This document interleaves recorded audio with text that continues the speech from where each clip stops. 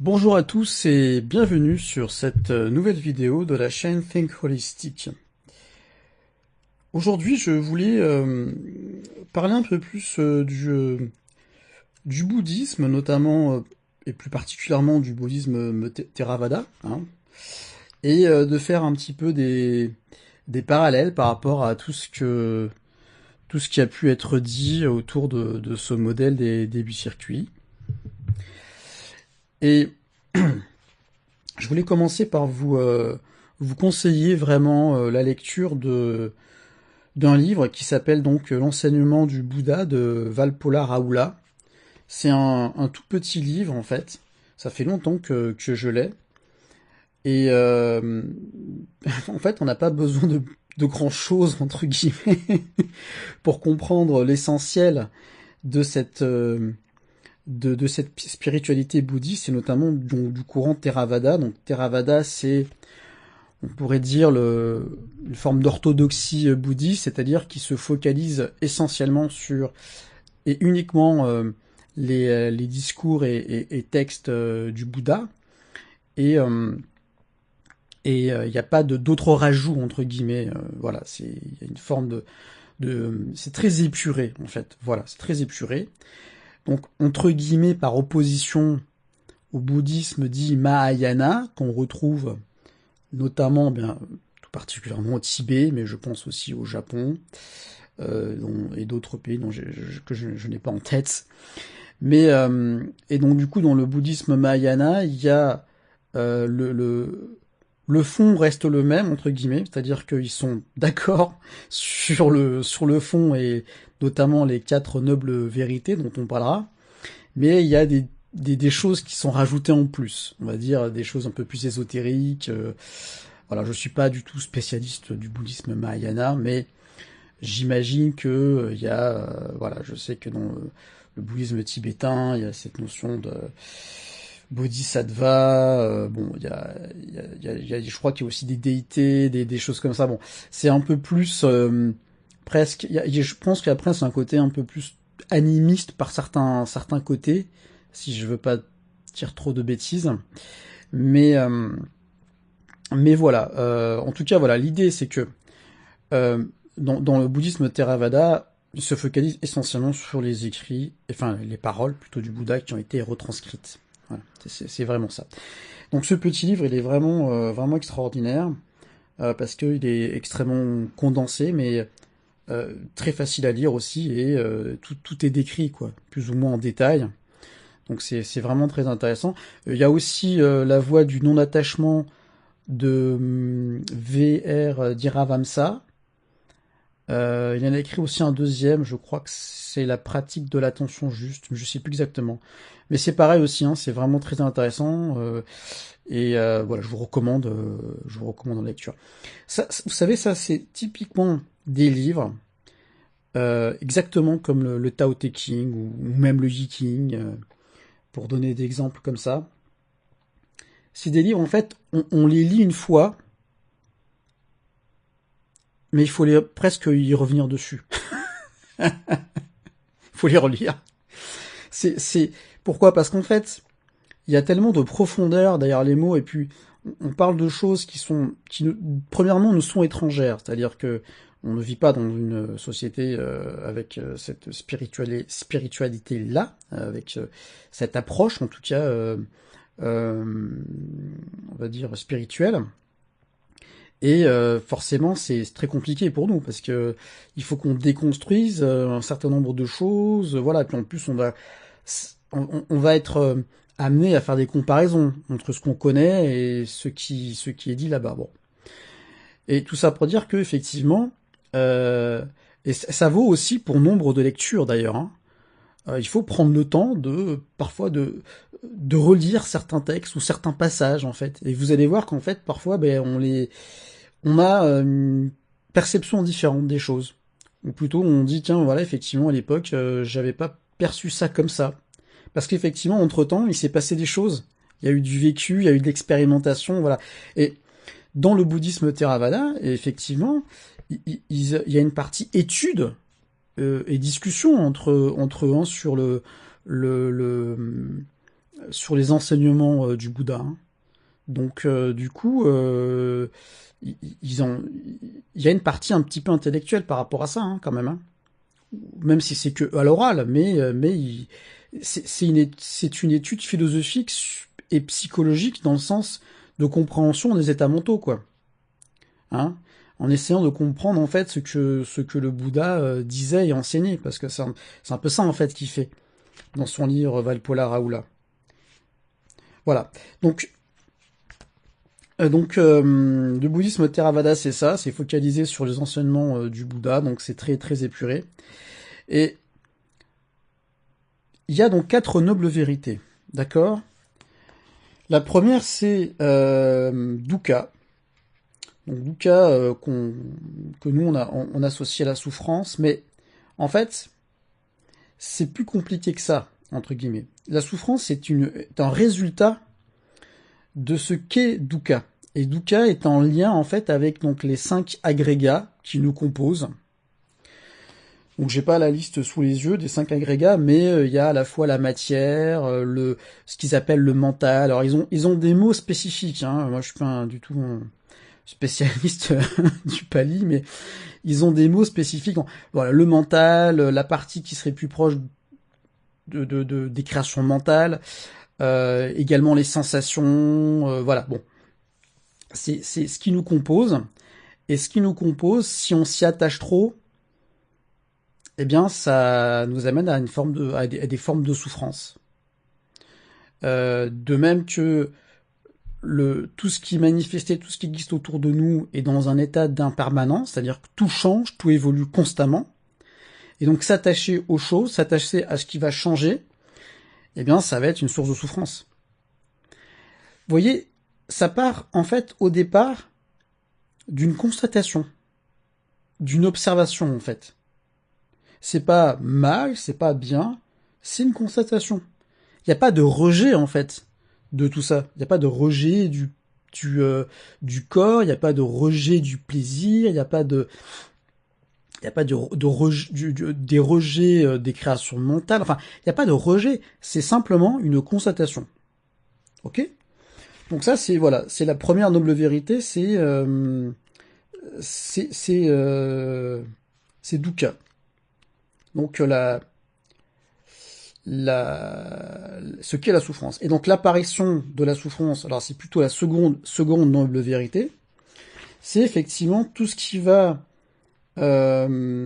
favoriser en fait l'apparition de dukkha, à travers notamment ce qu'on va appeler l'attachement, et ce qu'ils appellent notamment la notion de soif. Ensuite, on a la troisième noble vérité, ben, c'est qu'en fait, il est possible d'atteindre une forme de cessation de dukkha. C'est-à-dire qu'il y a la constatation, par l'expérience, qu'on peut limiter cette souffrance, en fait, si je résume les choses. Donc, déjà, qu'est-ce qu'on constate? Alors, je précise, excusez-moi à l'avance, si je suis pas hyper précis sur certains termes. Voilà, comme je vous dis, je suis pas non plus un spécialiste, donc voilà, vous pourriez me reprendre. Mais j'essaie de résumer, de faire une synthèse en globalité et de reformuler. Donc, ce qu'on peut comprendre quand même par rapport à tout ça, c'est qu'en fait, on part d'une constatation, enfin le Bouddha, hein, il part d'une constatation, il la développe, il en tire des conséquences, et surtout, il part d'une autre constatation qui est qu'en fait, en fait, il y a la possibilité, on a les moyens de limiter ça. C'est super. C'est une bonne nouvelle, et surtout, quelque part, ça nous amène à comprendre que, effectivement, on a besoin d'être pragmatique, d'être terre à terre, et d'observer ce qui y est, en fait, et de prendre du recul. Tout ceci nous focalise par rapport au modèle sur le modèle des 8 circuits de conscience sur l'activation de ce qu'on appelle le 7e circuit, mais également aussi le 3e. Parce qu'en fait, les deux travaillent en binôme. Parce que l'utilisation du langage, l'expression, la formulation de concepts est en lien avec nos fonctions cognitives, donc le troisième circuit. Bon, voilà, donc on a besoin d'activer ce binôme qui nous amène à constater des choses, à les formuler, en faire des synthèses, et qui, si on reste cohérent et logique, nous amène aussi à agir, à faire des choses. Et on est également aussi en lien avec la dimension du binôme 4 et 8. Pourquoi? Eh bien parce que tout ceci va nous amener à parler des conditions de vie, donc des conditions sociales, donc du cercle, du tissu social et culturel, et c'est fondamental. Et également aussi de parler de cet absolu, d'accord, ce non conditionné, ce no form, pour reprendre des termes propres à la contre-culture et donc en lien avec ce 8e circuit. Bon, ce no form, donc pas de forme, non localisé, propre au 8e circuit. Et de comment, en fait, on peut faire des liens entre tout ça et comment aborder cette question de cet absolu, de ce, eux ils parlent, j'utilise le terme de nirvana, voilà, mais c'est pas une extase, c'est pas l'extase du corps, on va continuer à en parler, mais le Bouddha il le dit qu'en fait quelque part, je peux pas vous dire comme ça ce que c'est, parce que les mots sont liés aux agrégats, sont liés aux états mentaux, donc je traduirais par sont liés au 3e circuit, mais là je parle de quelque chose qui est en lien avec le 7e circuit, quoi. Donc il faut que vous l'expérimentiez. D'où le fait de proposer un chemin, une voie, qui, par l'intermédiaire de différentes pratiques, donc là c'est notamment la méditation, mais il y a plus ou moins différents types de méditation, eh bien, vous allez peut-être pouvoir mieux comprendre ce que c'est par l'expérimentation. Et donc ça correspond à la 4e noble vérité, c'est-à-dire le chemin, la voie, Magga. D'accord? Et le chemin, la voie, Magga, c'est donc le sentier. Et ça correspond. Et donc dans cette noble vérité, le sentier est décliné sous 8 aspects différents. Compréhension juste, pensée juste, parole juste, action juste, moyen d'existence juste, effort juste, attention juste et concentration juste. C'est beau, hein? Ça fait un sacré programme quand même, hein? Eh oui. D'où le fait qu'on parle de sentier. Parce que justement, il va falloir effectivement travailler sur différentes choses qui vont nous aider à mieux suivre ce sentier. Et donc, il parle notamment de discipline mentale, donc de pratique de méditation, de concentration sur la respiration, mais pas non plus de se focaliser que sur cela, d'attention, c'est-à-dire de perception sur le corps, mais il parle aussi, effectivement, vous voyez, de moyens d'existence juste. Et donc là, moyens d'existence juste, on touche un petit peu plus à la dimension propre au 4e circuit. C'est-à-dire à comment on va organiser la société, en fait.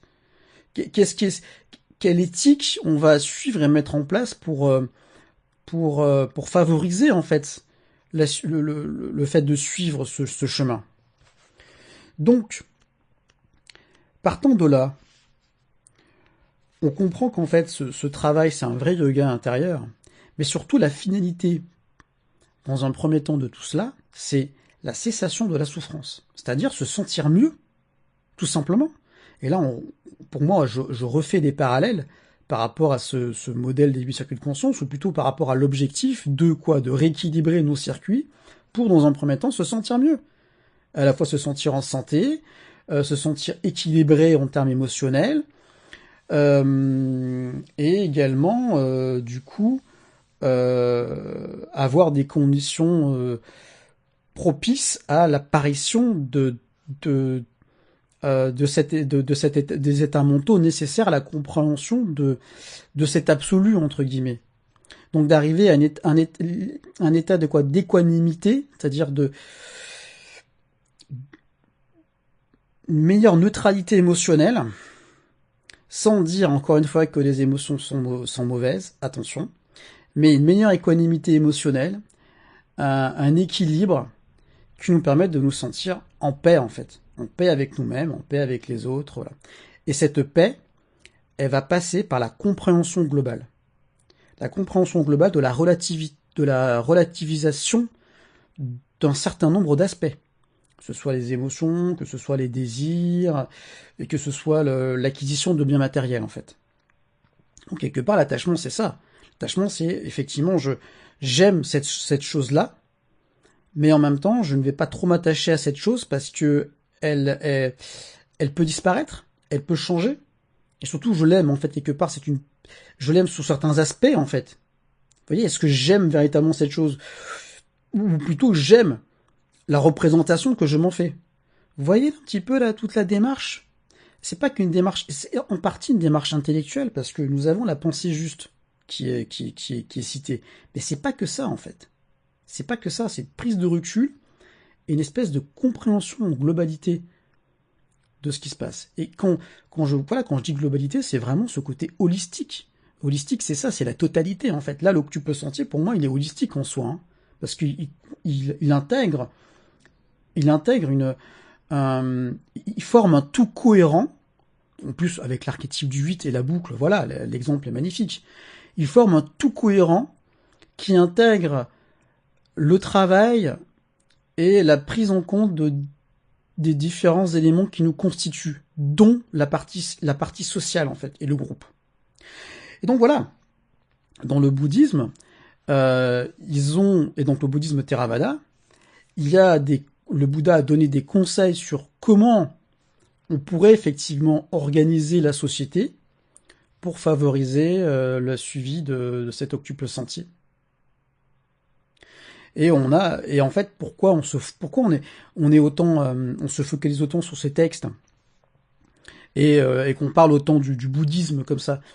C'est tout simplement parce que ces pays-là sont des exemples vivants de sociétés qui sont organisées autour de ça. C'est tout simplement que le Bouddha, du fait qu'il soit né en Inde, qu'il ait vécu la vie qu'il a vécue et qu'il a pu parler et transmettre ses idées à beaucoup de personnes en fait, et qu'il y a une retranscription écrite, on a des textes et des traces en fait. Et tout ça pour dire qu'en fait, pour moi, la pensée bouddhiste, c'est encore, c'est mettre une étiquette sur ce qu'on, sur la façon dont eux ils sont, enfin, c'est mettre une étiquette par rapport à la, j'en veux dire j'aime pas trop le terme religion, mais à la philosophie, la tradition qui a été créée à partir de ce qu'a initié ce Bouddha en fait. Mais il est fort possible, mais même moi ça me paraît évident que d'autres personnes à travers le monde ont vécu ces états d'éveil en fait, et très certainement aussi dans les sociétés traditionnelles, notamment pourquoi pas des chamans en fait, qui ont atteint entre guillemets, si on peut dire atteindre cet état d'absolu en fait, vous voyez, en lien avec la dimension du 8e, et encore, bon, la dimension du 7e et du 8e, mais simplement ne pouvons pas, le Bouddha lui-même a du mal, hein, il dit il faut que vous l'expérimentiez, mais ne pouvons pas le retranscrire, n'ayant pas de traces écrites, bah, on n'a pas de traces, mais il est évident que d'autres personnes ont connu ça. Donc pourquoi en fait on se focalise autant sur le bouddhisme? Parce que tout simplement, c'est les seules traces écrites que nous avons, en fait. Où nous avons toute une société qui s'est organisée autour de ça, et qui nous sert d'exemple, en fait. De voilà, effectivement, c'est possible. Alors, je suis pas en train de dire qu'il faut qu'on devienne bouddhiste, ben non, parce que c'est lié à une histoire, c'est lié à un personnage historique, il y a un contexte culturel derrière, mais on est en droit, effectivement, et on est justement dans le bon sens d'étudier nous-mêmes les textes et de comprendre et de pratiquer par nous-mêmes. Et pour moi, le modèle des 8 circuits, entre guillemets, permet justement j'ai envie de dire, d'intégrer cet aspect en faisant des liens, en disant que oui, effectivement, on a besoin de réactiver cette dimension-là à travers notamment les 2 binômes dont je viens de vous parler, et donc tout particulièrement le 7e et 8e circuit, et voici les conditions qu'il va falloir réunir pour pouvoir refaire circuler notre conscience dans ces circuits, quoi. Et donc comprendre les vérités profondes qu'il y a derrière les textes bouddhiques. Il y a aussi un autre aspect qui est important, c'est qu'en fait, il y a la doctrine du non-soi, anatta, où en fait le Bouddha dit clairement, mais il n'y a pas de soi ou d'atma. Il n'y a pas de moi, il n'y a pas de je.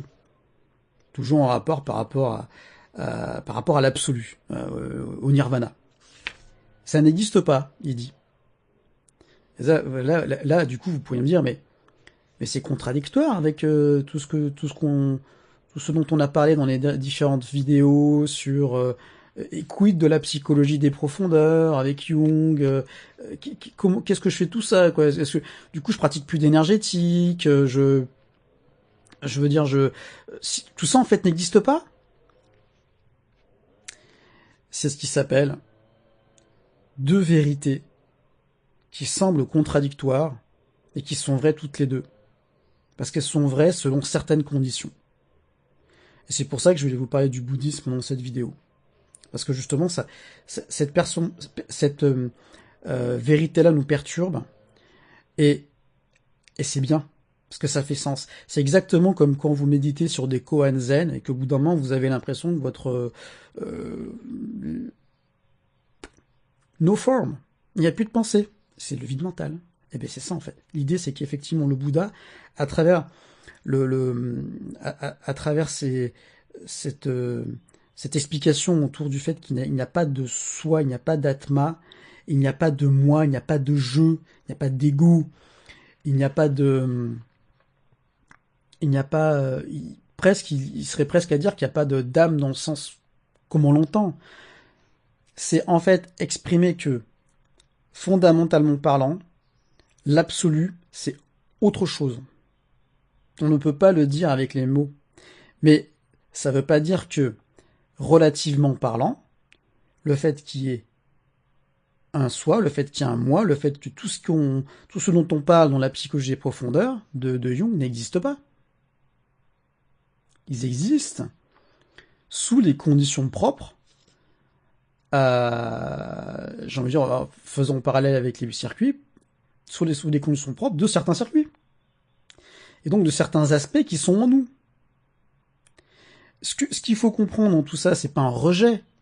C'est de comprendre qu'en fait, le Bouddha, il dit qu'en gros, la finalité, c'est pas l'atma, c'est pas la focalisation sur le soi ou le moi.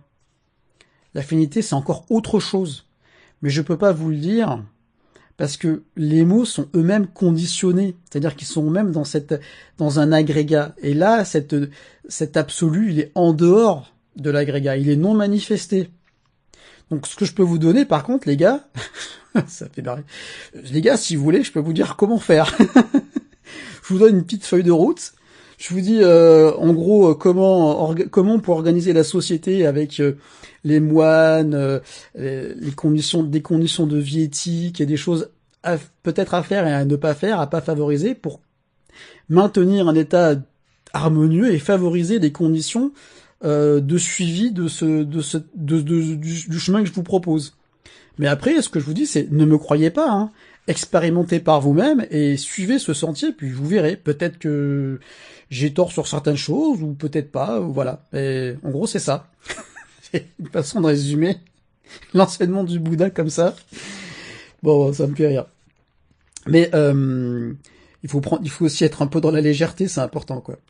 Ce que je voulais dire par rapport à ça, c'est qu'en fait, oui, sur le fond, effectivement, le modèle des 8 circuits de conscience, c'est un modèle, c'est une conception, c'est une création mentale qui sert d'outil pour ceux qui ont envie de l'utiliser, et pour les autres, c'est pas grave, c'est pas un problème.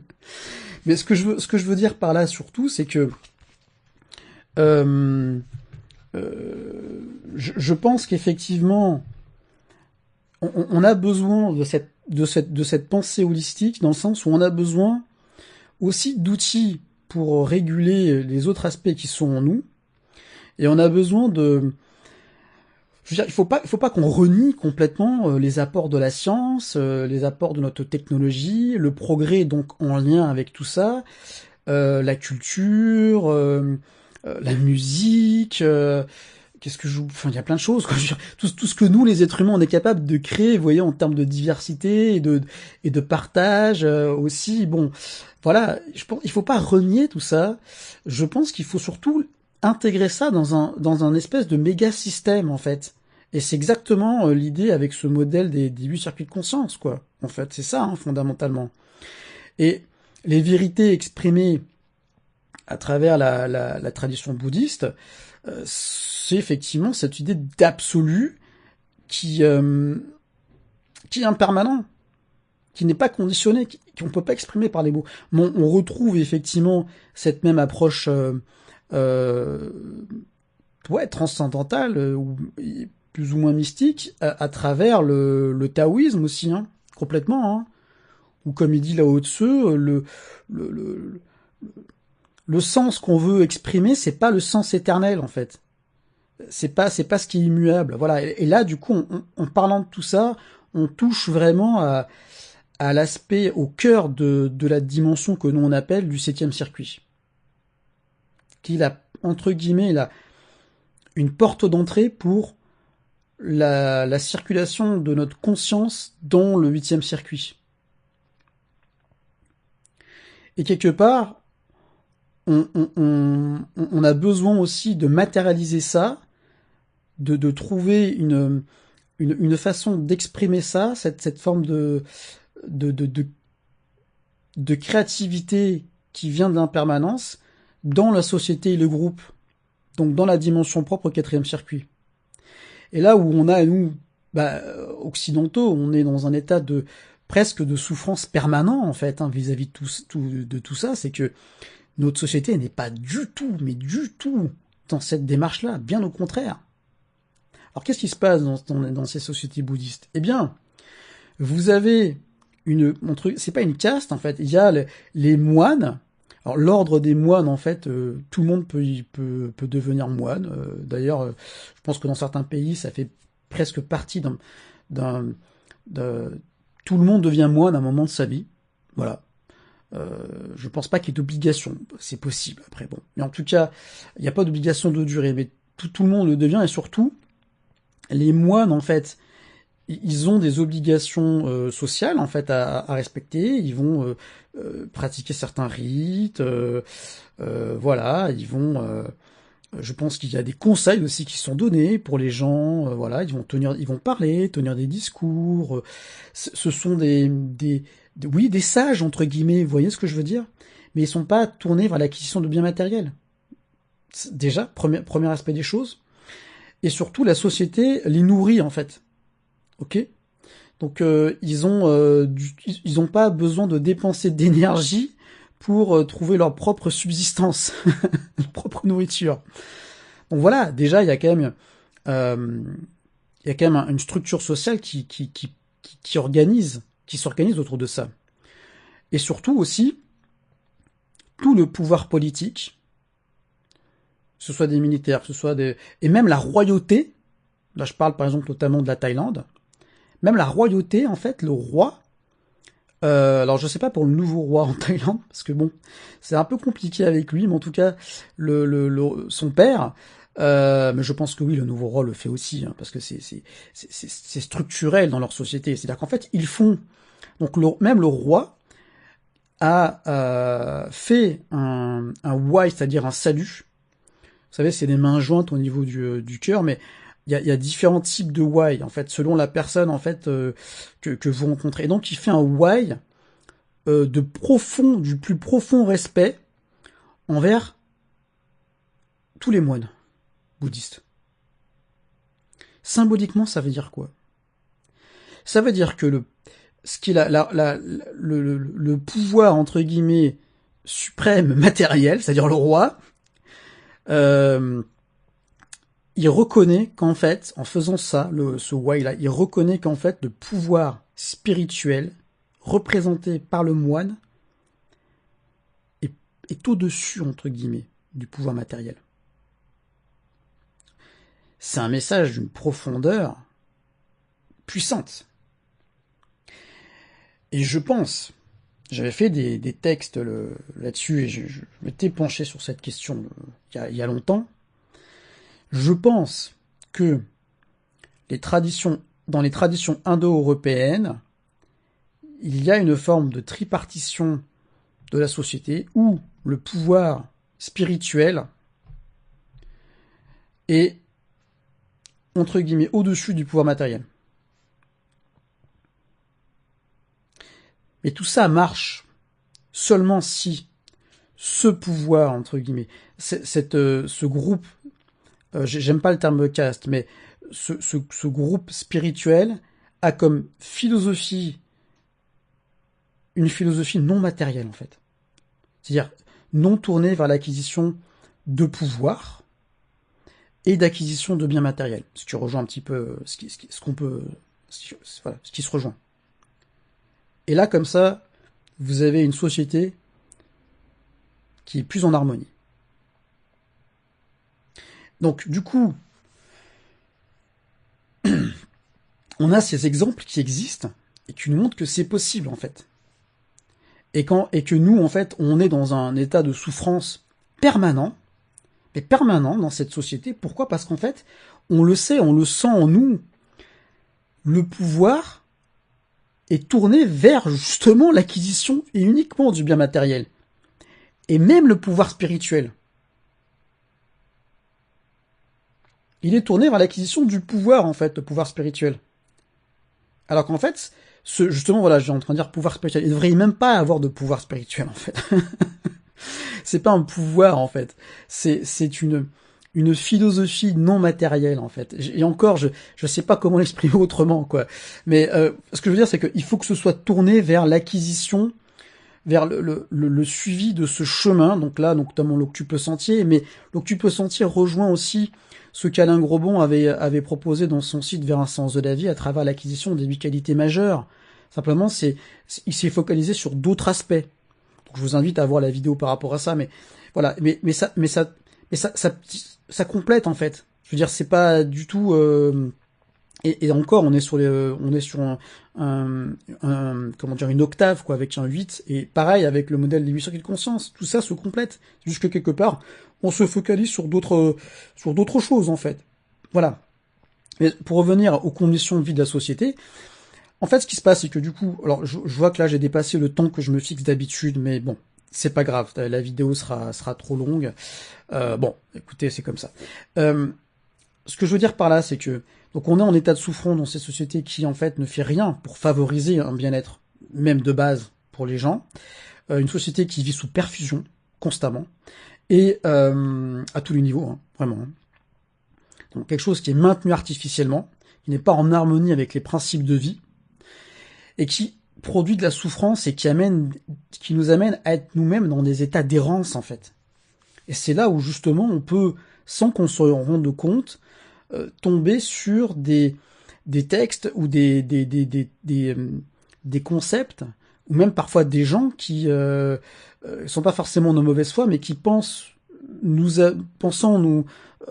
apporter une forme de vérité, en fait, peuvent nous amener dans une forme d'impasse, parce que tout simplement, ce qu'ils vont proposer, ce qu'ils vont vous dire, ça va, à terme, vous amener peut-être à une forme de souffrance.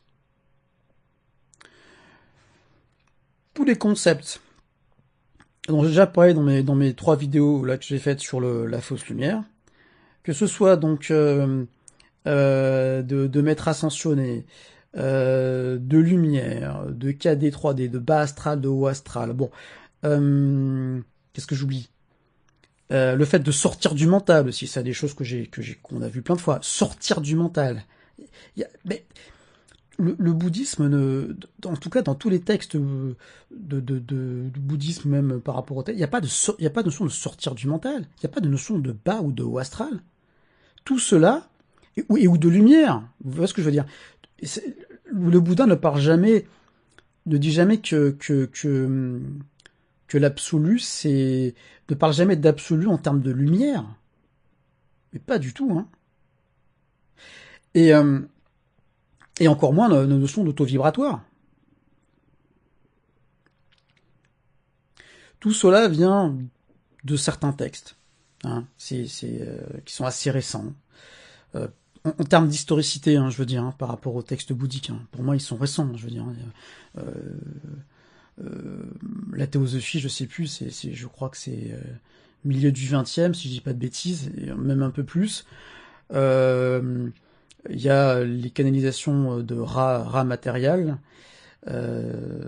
duquel on tire les notions de 4D, 3D, 5D, 6D, bon, tout ça.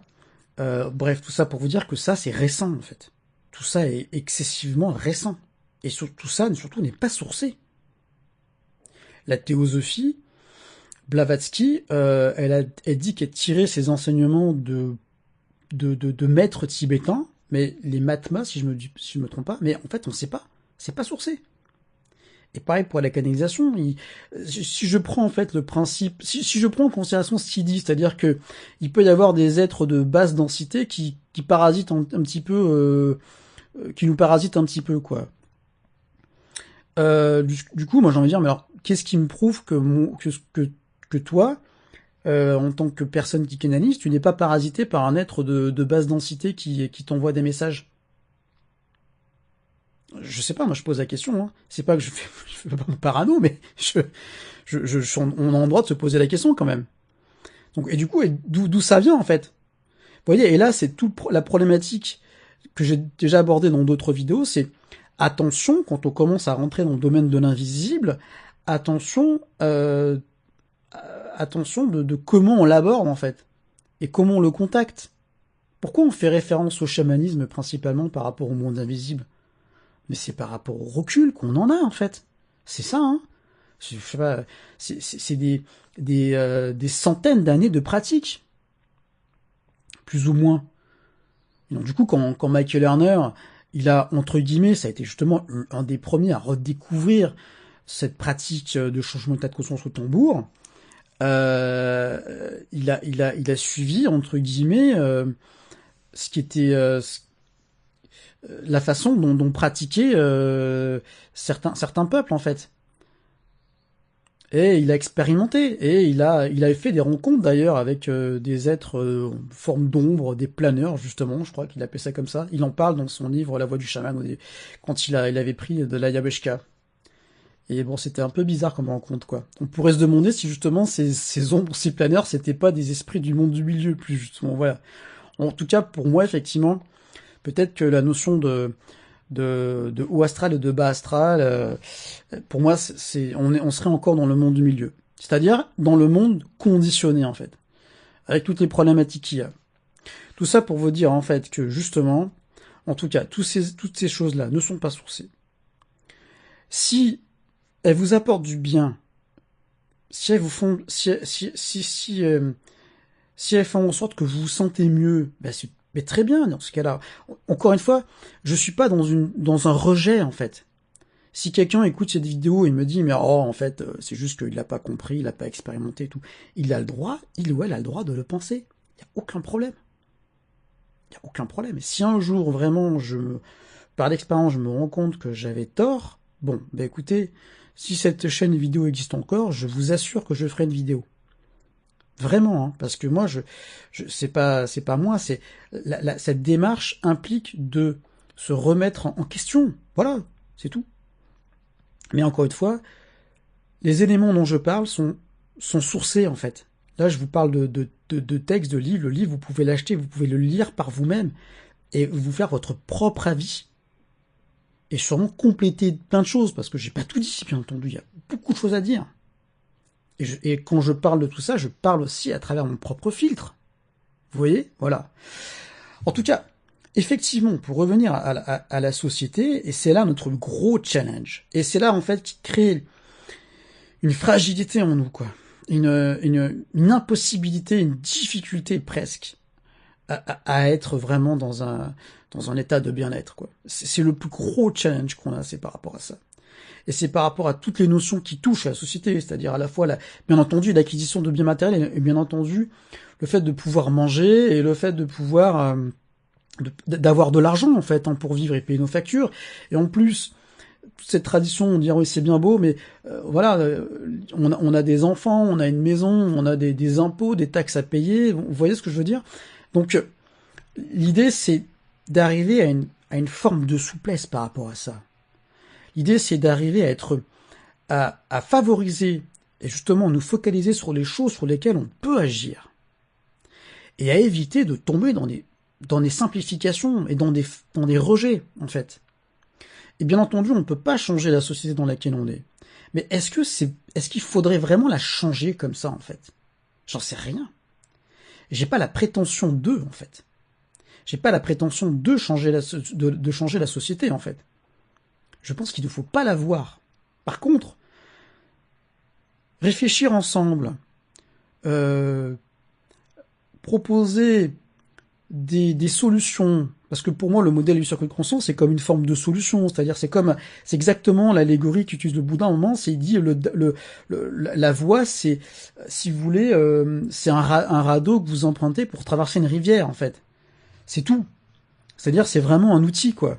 C'est un outil dans ce cheminement qui nous amène vers, premièrement, une forme d'apaisement global. Et l'apaisement, ça passe par le fait de voir les choses telles qu'elles sont. De voir, effectivement, le monde et la société tels qu'ils sont. Et je sais que ça peut être dur, que ça peut être excessivement douloureux, et que du coup, on peut être tenté d'adhérer à certaines formes de pensée.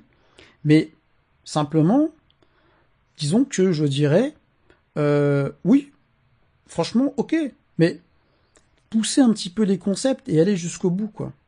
Ok? Et surtout, favoriser les choses qui vont vous aider à vous sentir mieux, sans attachement, et sans avoir besoin de béquilles, en fait. Ok? Si par contre vous avez quelque chose qui vous challenge et qui vous sort un peu de votre zone de confort, parce qu'on va pas se mentir, le modèle, l'octuple sentier, et même le modèle des 8 circuits, ou des 8 qualités majeures d'Alain, à travers Sens de la vie. Maintenant, ça s'appelle Vers un sens de la vie. Maintenant, c'est Julie-Céline Grosbon a créé l'association Vers un sens de la vie, dans laquelle vous pouvez retrouver les textes, où j'en reparlerai en vidéo. Et bref, en tout cas, à travers donc ces trois, on va dire, modèles, oui, ça nous amène à sortir de notre zone de confort, hein. Et puis c'est un sacré challenge dans la société dans laquelle on vit, hein. Je suis parfaitement d'accord, hein. C'est pour ça que quand j'ai commencé à me former au Reiki, je me suis dit, waouh, c'est bien, ça va me permettre, moi, de me faire du bien et de me recharger un petit peu à travers la journée de travail, quoi. Voilà, c'est ça. Donc, en gros, je vais terminer là-dessus. L'idée, c'est que... Et ce qui fait la force du bouddhisme, et je pense pour moi aussi à travers son modèle des 8 circuits, les 8 qualités majeures, et même aussi la psychologie des profondeurs, en fait, hein, de Jung, c'est que l'idée, c'est qu'en fait, tout ça nous donne une feuille de route concrète, en fait. Des éléments concrets qu'on peut appliquer au quotidien. Quand Jung parle de l'ombre, c'est quelque chose qui est concret aussi. Quand on parle d'anima ou d'animou, c'est-à-dire du fait qu'en nous, on a une partie féminine et ou une partie masculine, c'est concret aussi. Et quand le bouddhisme dit que, en fait, dans l'absolu, tout ça n'existe pas, c'est intellectuellement compliqué à entendre, parce que du coup, on a le troisième circuit qui fait « ben alors, du coup, pourquoi je suis là ?» Oui, mais t'inquiète pas, mon ami, tu as ton rôle à jouer. Simplement, ben, dans l'absolu, c'est encore autre chose, quoi. Et du coup, vous dites au troisième circuit ah, ok, donc ça va, ok, je suis rassuré, j'ai quand même ma place, mais bon, en fait, j'ai pas la place centrale. C'est ça, mon ami, tu n'as pas la place centrale. Et ça, c'est exactement la même chose avec tous les circuits, quoi. Et on pourrait dire par rapport au bouddhisme que, bah, euh, rechercher l'absolu, est-ce que c'est vraiment, et alors justement, je pense que non, ils diront pas ça, mais est-ce que c'est vraiment renier tout le reste? Eh bien, moi, je pense que non, en fait. Et je rejoins ce que disait Alain Gromond dans Vers un sens de la vie, où il disait qu'en fait, le bouddhisme est noble, mais c'est peut-être se focaliser aussi sur une des voies, en fait, euh, qu'on appellerait, bon, enfin d'éveil, quoi. Mais on pourrait presque aussi donc y a, faire un rapprochement avec la Bhagavad Gita. Donc c'est un des Upanishads, si je me trompe pas, de la tradition hindoue, où il y a les 4 voies, en fait, les 4 voies d'éveil, en fait, les 4 yogas fondamentaux. C'est-à-dire le yoga de la dévotion, Bhakti Yoga, si je dis pas de bêtises, le yoga de l'intellectuel, donc là ça se rapprochait du scientifique, tel qu'on connaît aujourd'hui, le yoga, le karma yoga, le yoga de l'action, tourné vers l'acquisition de biens, mais pour la communauté, pas pour soi-même, donc là, la caste des militaires, bon voilà, enfin des gendarmes, ceux qui sont armés, qui protègent la population, euh, des ennemis intérieurs et extérieurs, bon bref, et également tous les hommes politiques, les gens d'action, vous voyez, des hommes d'affaires aussi, pourquoi pas.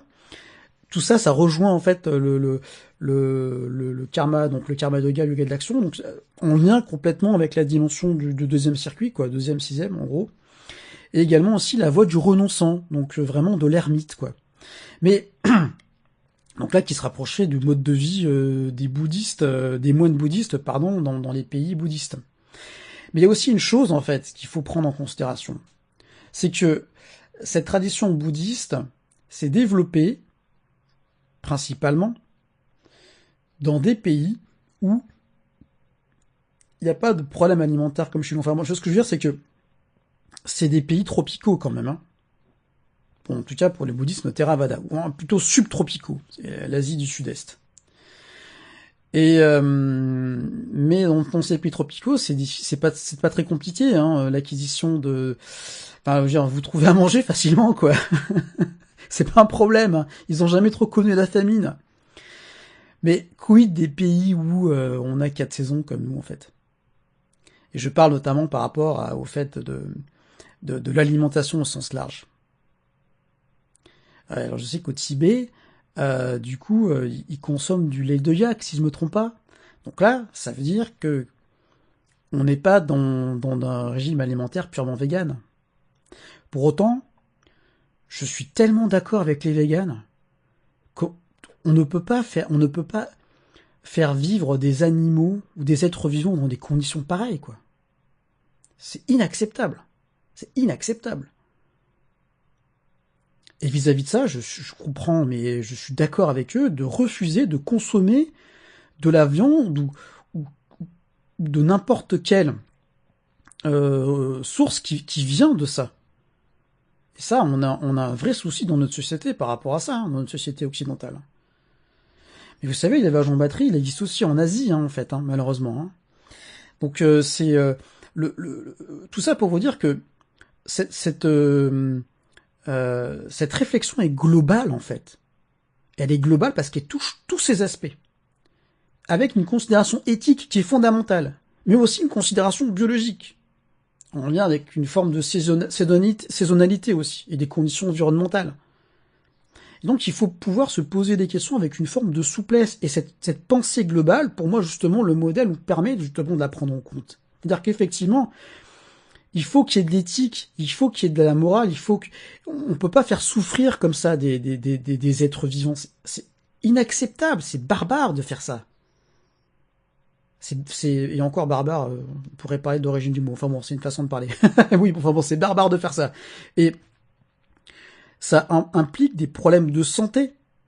Là, pour le coup, ça implique sûrement de faire baisser l'auto-vibratoire, hein. Mais dans le sens de la santé, quoi. Parce que cette viande-là, et les produits qui en sont dérivés n'est pas saine. Et ça, c'est une vraie question de fond. Il n'y a pas de solution miracle. En tout cas, pour l'instant. Moi, je pense qu'il faut revenir sur des voies beaucoup plus traditionnelles. Voilà. Ça, c'est évident. Et surtout, limiter notre consommation, avoir une alimentation diverse. Et surtout, pourquoi pas aussi pour les véganes.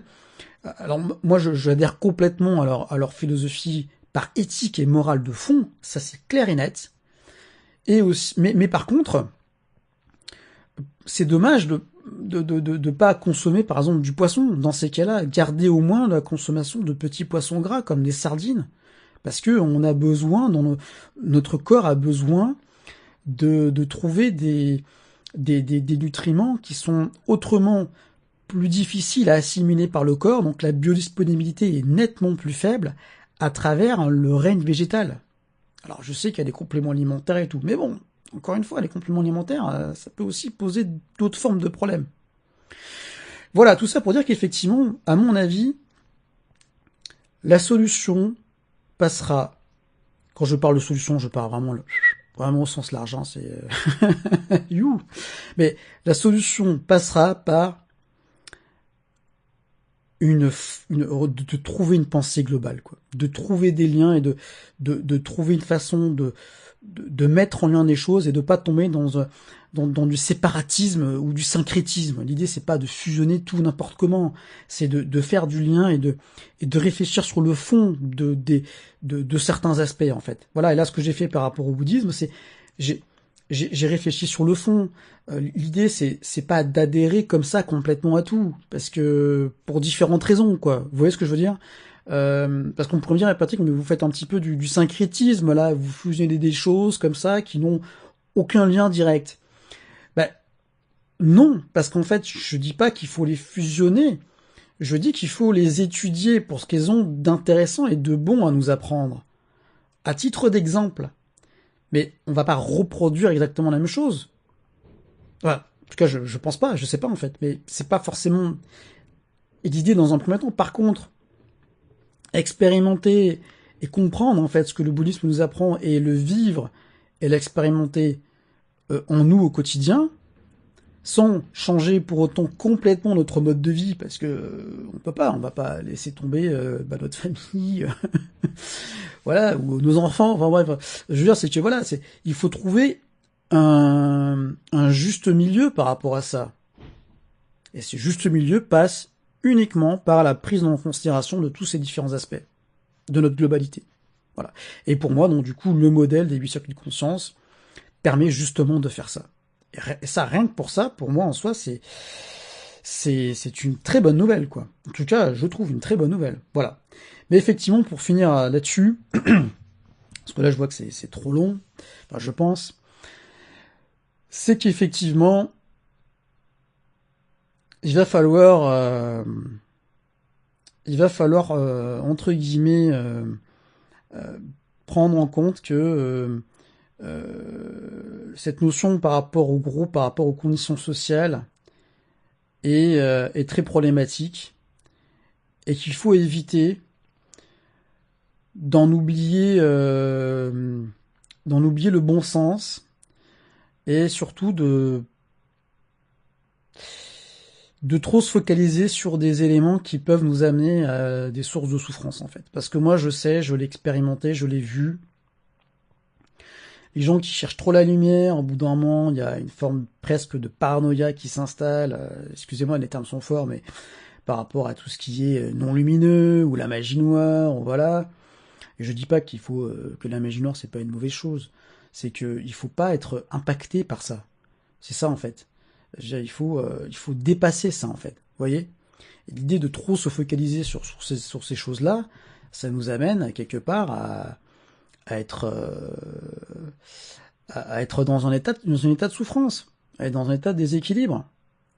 Tout comme je pense qu'il faut aussi prôner une forme de modération dans que ce soit dans ce qu'on propose en termes de formation ou de pensée ou de réflexion, mais également dans dans l'acquisition de certains biens matériels, quoi, peut-être aussi, hein. Voilà. Donc écoutez, en tout cas, j'espère que cette vidéo vous a plu. Encore une fois, si vous avez des commentaires, n'hésitez pas, et je vous dis à très vite pour une prochaine vidéo. Au revoir.